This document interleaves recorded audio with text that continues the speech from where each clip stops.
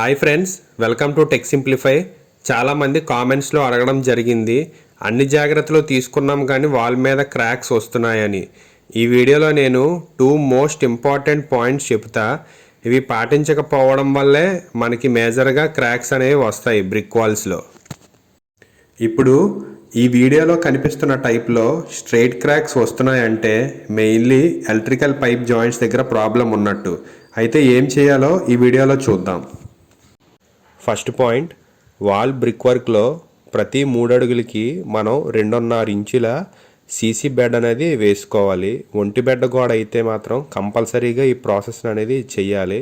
ఎందువల్లంటే in case మనం వాడే బ్రిక్స్ ఏమన్నా శ్రింకేజ్ అయినా సరే ఈ మనం వేసుకునే సీసీ బెడ్ అనేది క్రాక్స్ రాకుండా ఆపుతుంది.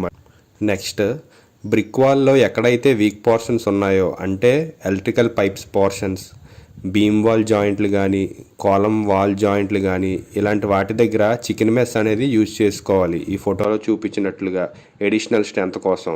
ఎందుకంటే ఈ పోర్షన్స్లో క్రాక్స్ రావడానికి 99% ఛాన్సెస్ అనేది ఉన్నది. ఎందుకు చికెన్ మెస్ అవసరం అంటే టెంపరేచర్ చేంజెస్ వల్ల ఎక్స్పాన్షన్ కాంట్రాక్షన్ అనేవి జరుగుతాయి బ్రిక్ వాల్లో. అప్పుడు ఈ పైప్ జాయింట్స్ దగ్గర ఏమవుతుందంటే ఈ పైప్ అనేది పీవీసీ పైప్, ఇది ఒకలాగా ఎక్స్పాండ్ అండ్ కాంట్రాక్షన్ అవుతుంది. బ్రిక్ వాల్ ప్లాస్టర్ ఒకలా ఎక్స్పాన్షన్ కాంట్రాక్షన్ అవుతుంది. సేమ్ ఇలానే కాంక్రీట్ కూడా.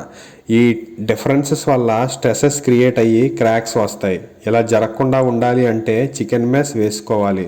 అప్పుడు ఈ స్ట్రెసెస్ని యూనిఫామ్గా డిస్ట్రిబ్యూట్ చేసి క్రాక్స్ రాకుండా చూస్తుంది. Thank you.